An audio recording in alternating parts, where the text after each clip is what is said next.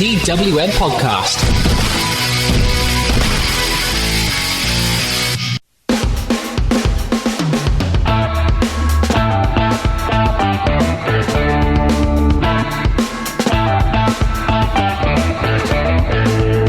Hello there. In Utah, the weather outside was frightful, but was the show delightful? Let's find out with some Raw talk. Thank you very much for hitting the download button on this week's episode. I am not Joe, as you can tell by my voice.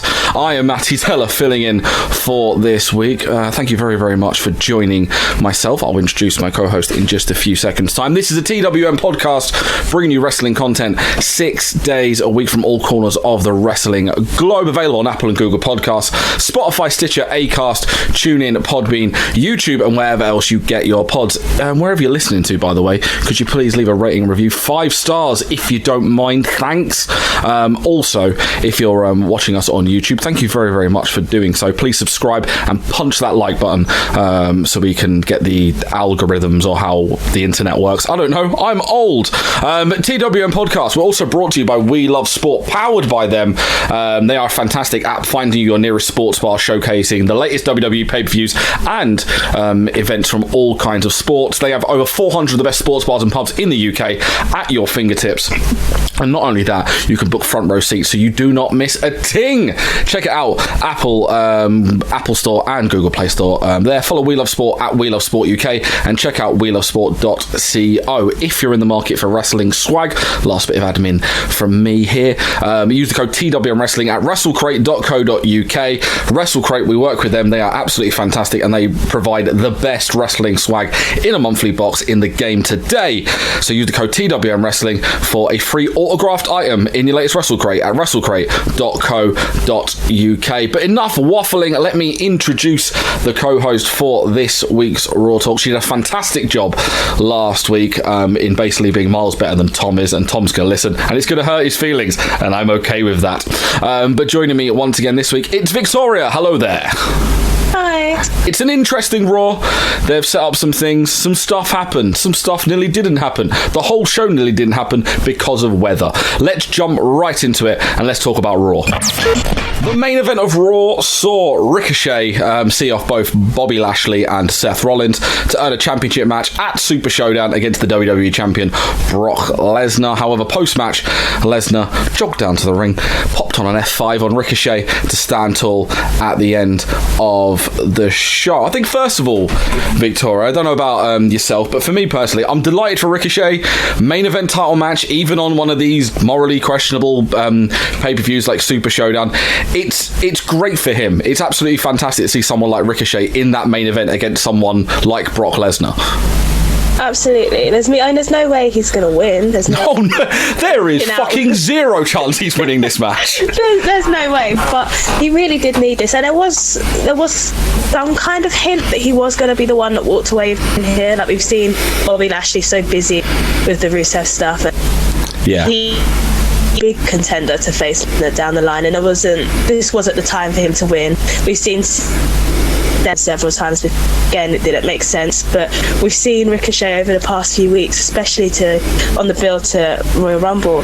He was kind of poking that bear a little bit, and so this is good for him, to give him something big to do and to remind us just how much potential he has. Even though he won't get the win, it's a nice moment for him to have, easy way for him to build momentum at a time that's hard to really get a spot in.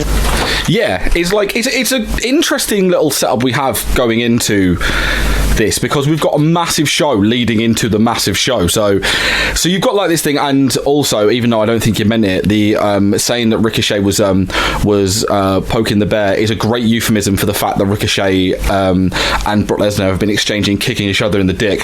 So from now on, I'm now referring to it on the podcast from now on as poking the bear. But like, yeah, it was set up like, it was one of those things, like you said, like there's no way Ricochet's winning this. It's one of those matches. Then again, last time I said this, it was with Worlds Collide, and I turned around and went, Angel Garza's not losing the belt, and then I was screaming as my boy Jordan Devlin won the Cruiserweight title.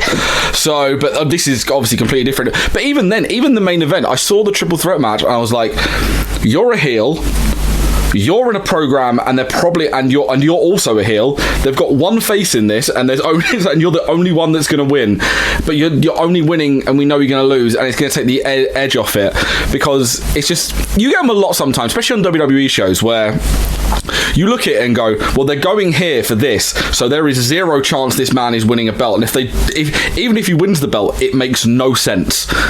So it's a difficult one. But then Brock's better the one thing is Brock's better matches against the nippy lads. So I just hope, because it's at the Saudi Arabia show, I really hope they're not just going to have Brock batter Ricochet for 5 minutes. I want to see more of a Finn Balor match rather than a Kofi Kingston match, per se. Yeah, definitely.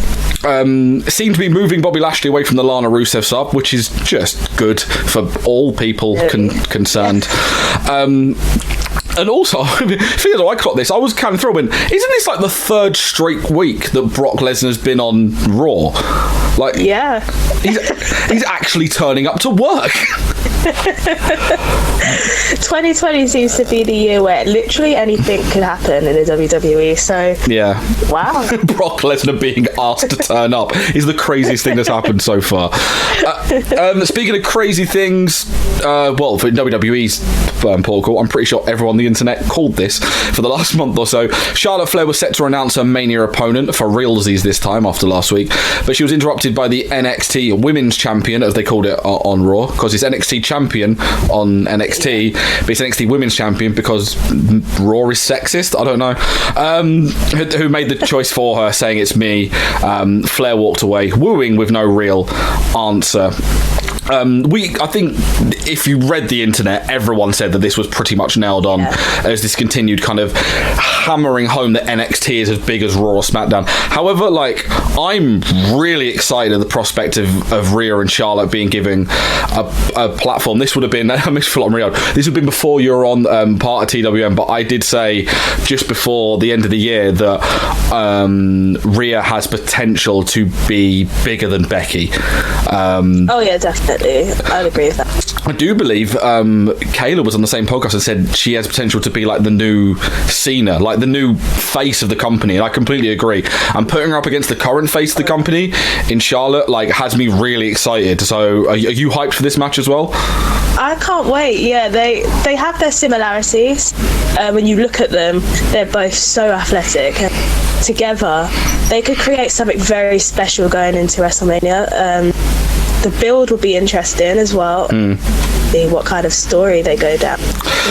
Is it probably more hungry? Yeah, I would feel that if they're going to do this, wouldn't it? I think the story that would make sense would be Charlotte being like, "You're like a young me."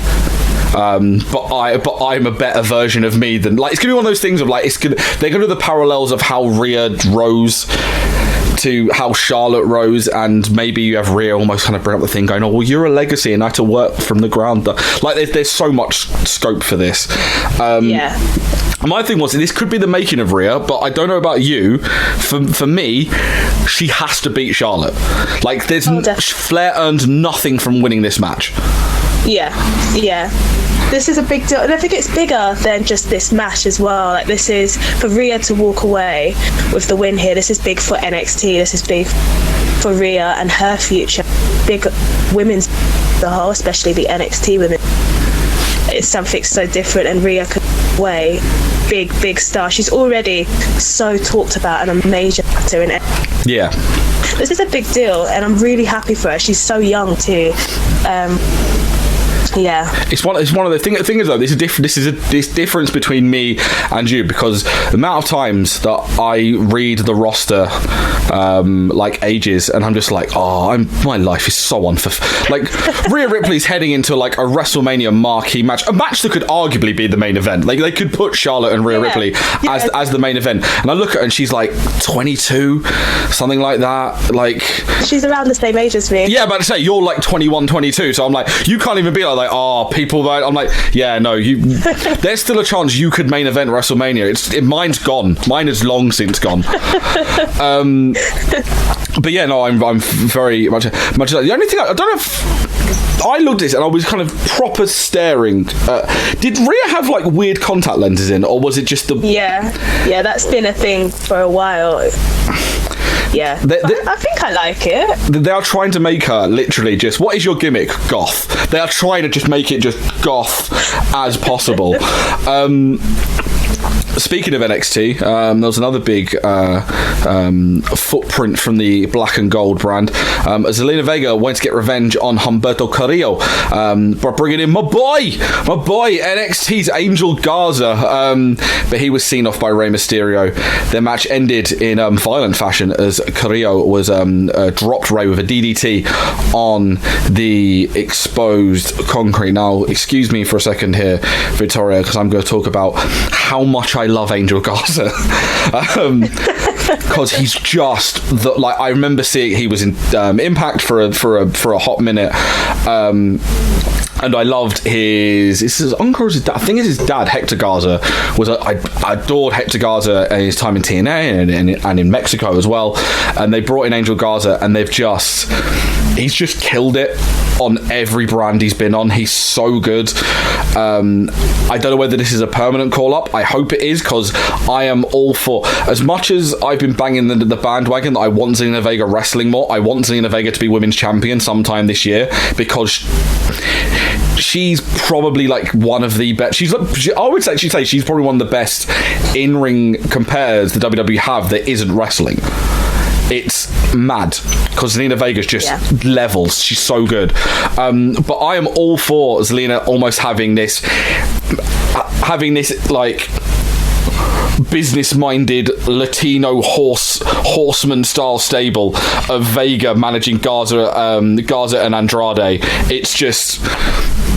I'm so excited for this, because this all worked so well. Oh yeah. But my thing, I've got a bit of a people will know if they listen to the podcast, I do love having a spicy take. My one is, I don't know what you think, I would fear that Angel Garza could overshadow Andrade. Yeah, I agree. Because he's so charismatic.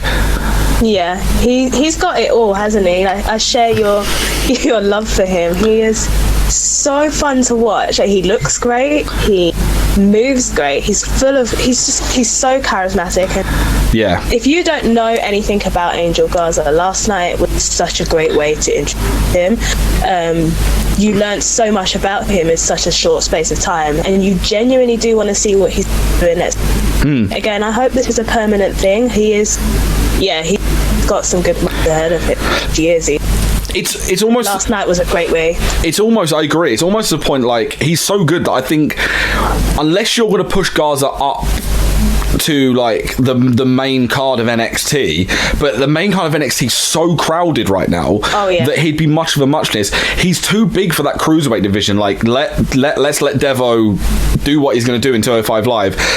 This is perfect to have this little US title this US title Lucha Libre division going on, and having Garza and Carrillo, and Garza's come in and done something that Andrade is okay with but still struggles with, which is why he has Zelina, which is Garza can talk. Yeah. They were a bit wishy-washy at the beginning with this run on 205 Live, where 1 minute he was a heel, next he was a face. Now they've got him, they had him win the belt, proposed to his girlfriend in the middle of the ring, and then had him be a heel the rest of the time. Now they've got him hammered in, vicious heel, can talk. I reckon the big man Vince is going to see Garza and go, money. There's the guy that can take over from... There's a guy that can take over as perhaps even the rival of a face Andrade down the line, because I feel like... Oh, yeah. Once Andrade's suspension's up, I feel like, because it's 3 weeks away, Andrade will be back in time for Super Showdown. So I would imagine Super Showdown will see Rey Carrillo against Garza and Andrade in a tag match. And then, because I think, what pod was it? I remember I said, I'm expecting this year's WrestleMania to be 1, 40 hours long, and 2, there's going to be so many multi-man matches. I'm pretty sure I predicted at least 5 matches that are ladder matches so far. I think I went, the tag match could be, so could the Intercontinental title. The other tag match could be, let's have a women's tag team title ladder match. But looking back at this now, if you're going to have a 4-way, if you're going to have a multi-man match and you're going to whack ladders in it, Rey, Carrillo, Garza, Andrade for the US title. Yeah, we need that. We deserve that. Yeah, in a ladder match. It's been a shit 2020 for majority of people. We got Edge. That was one thing. Give us like a mental spot fest between four of the best luchadors WWE has to offer. Because if you look at I hated Humberto Carrillo when he first came in because he was great, but he had no personality and no gimmick. They've given him a bit of an edge now, which is better. But Garza and Andrade just they're so good, so good, and Zelina's just the best. I'm a massive Zelina Vega fan. So she'll be awesome as well. The other thing I noted as well, which I'm like, people that work at WWE, they had a lot of problems on last night's show, which we'll get into. But did no one there want to move the mats back in the 10-minute match that happened on the outside?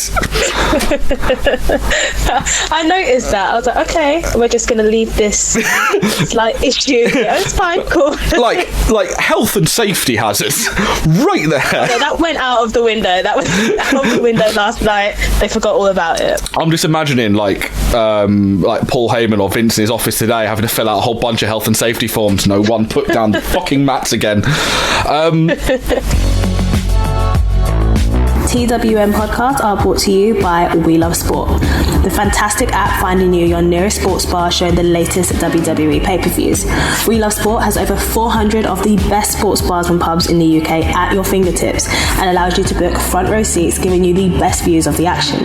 You can also check out what sports are being shown over the next 7 days, making sure you don't miss a second of the action. Download the We Love Sport app on the App Store or Google Play Store. Follow We Love Sport on all social media platforms at We Love Sport UK and check out welovesport.co.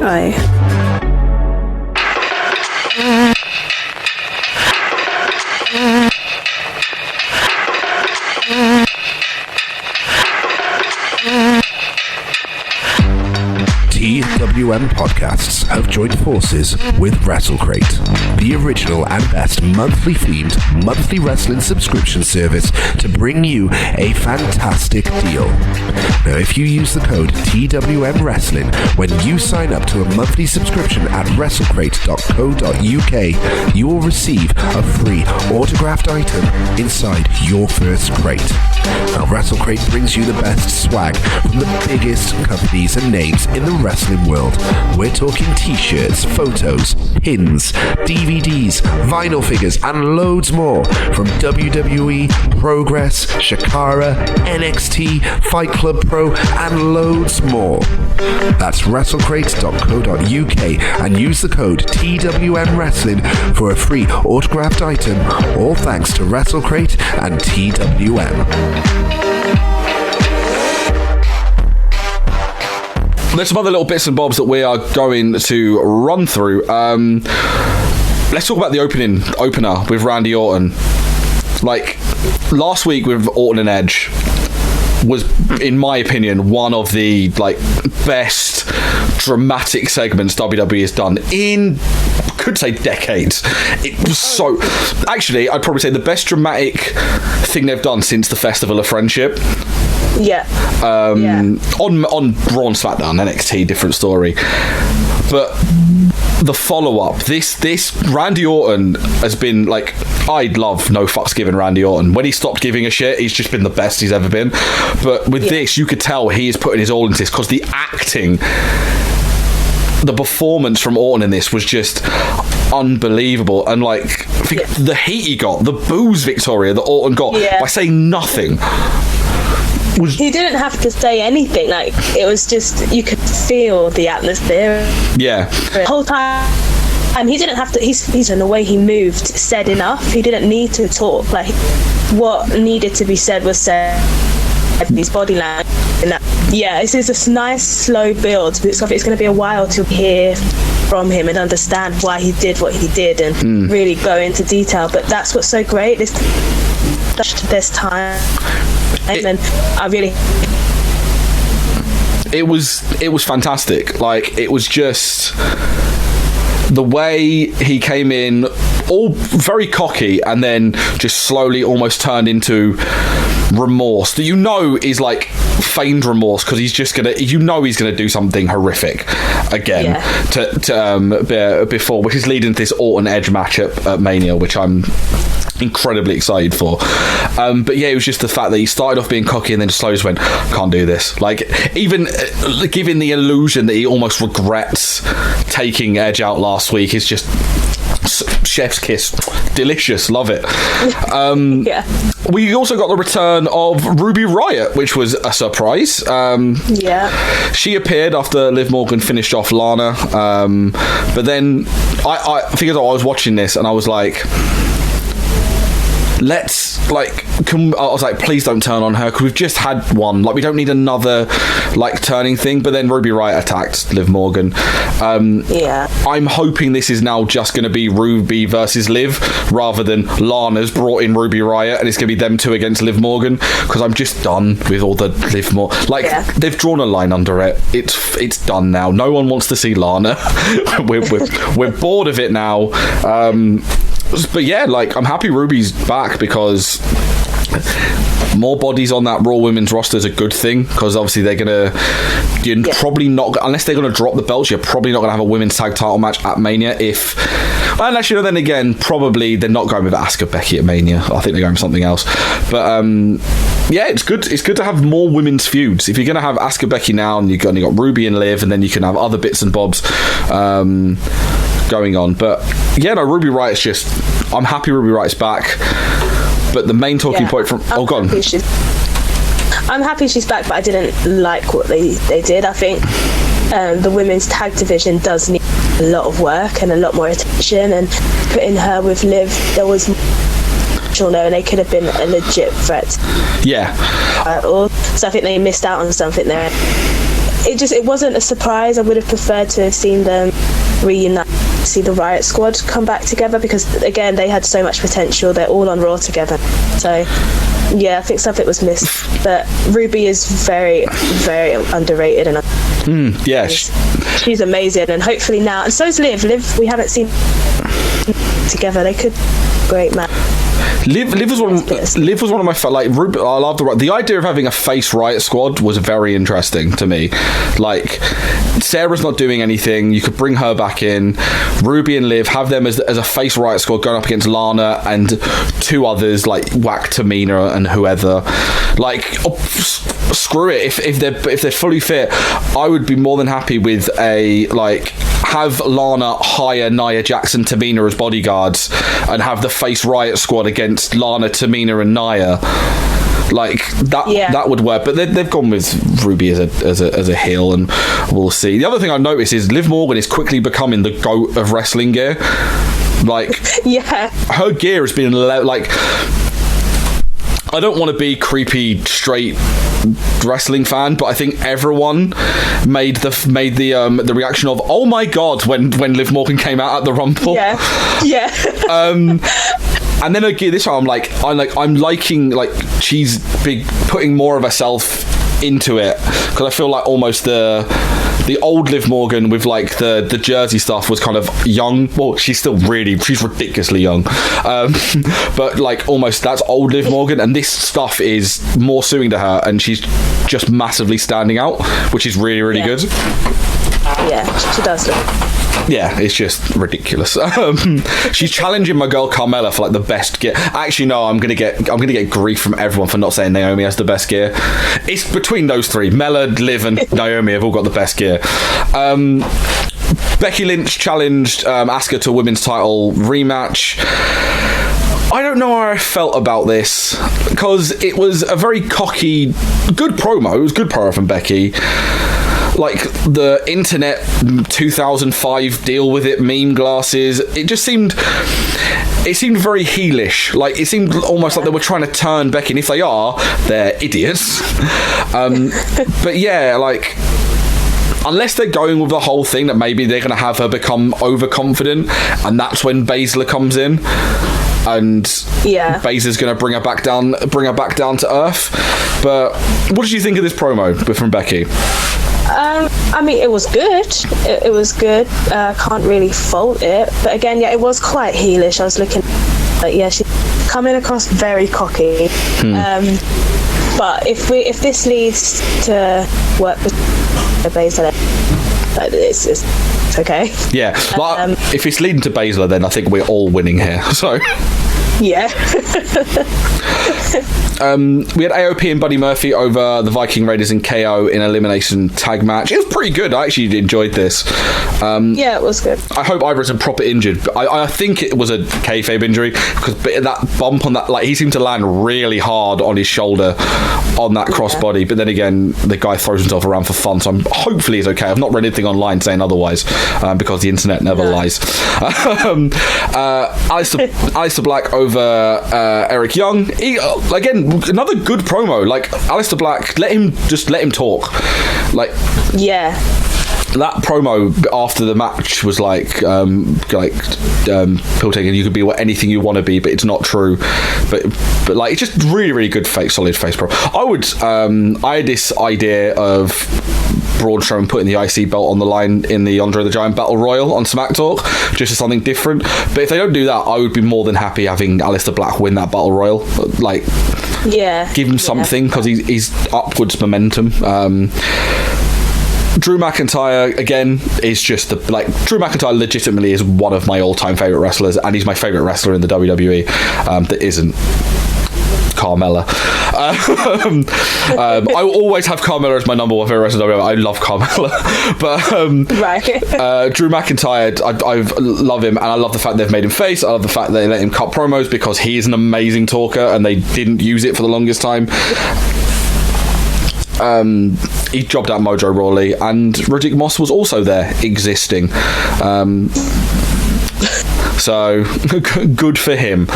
It's just it's a weird thing. They massively pushed Mojo Rawley last week at this, like, I'm the fighting 24/7 champion, and they just had Drew go, I'm going to kick you in the head and pin you in 3 seconds. Yeah, that didn't last.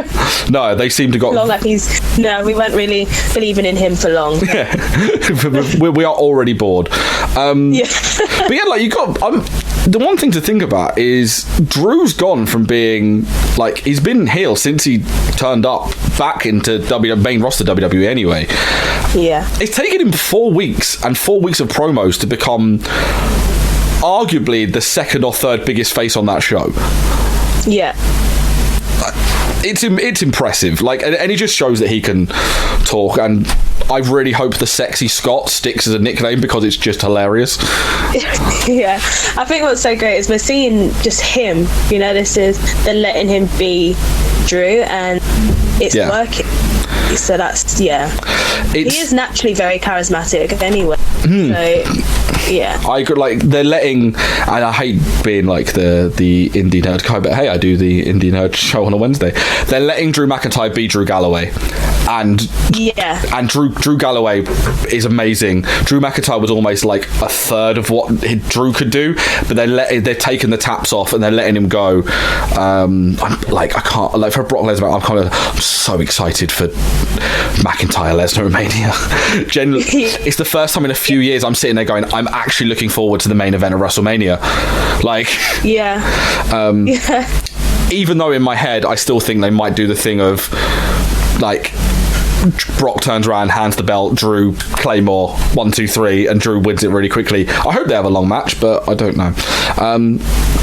Let's talk about the snow. The snow nearly ruined the show, apparently. We were all over Twitter last night being like, the mayor's going to close all the roads. Don't know why, it's a southern prospector, but still. The one thing we had on the show was there was so many production fuck-ups. On this show, to the point where the bell ringer forgot how to ring a bell during the 6-man match. Everything was affected. Oh yeah, for some reason he just sat there thinking about snow. He just went ding. ding, ding. I was like, oh my God, what is happening? Like when Lana and Liv's match happened, they left the Lana graphic up way too long. I think it switched as it cut to a shot where you couldn't see the ramp anymore. And then it messed up when Drew came out, so you just had the shot and then the Raw. It was a big mess. Frozen brains and frozen minds. All in all, pretty good episode of Raw. Like, it flew by. I watch it at work, so sometimes it can be an absolute slog to sit there and be like, oh God, I've got 20 minutes of this. But actually, it flew by really, really, really quickly. I feel like there was a in each hour. Yeah. Really like. It's the key thing. If there's a peak at each hour, it piques your interest, which in the term, and it did work. So that's your Raw Talk for this week. Our social media, Twitter, Facebook, Instagram, all at TWM Wrestle. Subscribe to us in all the usual places: Apple and Google Podcasts, Stitcher, Spotify, TuneIn, Acast, Podbean, YouTube, wherever else you get your pods. TWM.news. You can read Victoria's excellent article about modern wrestling's most famous siblings. It's a really, really good read. I had a little shifty for it earlier on today. You've got other bits from WWE, NXT, AEW, British wrestling, Japanese wrestling, any wrestling from around the world. We are covering it over at TWM.news, so go check it out.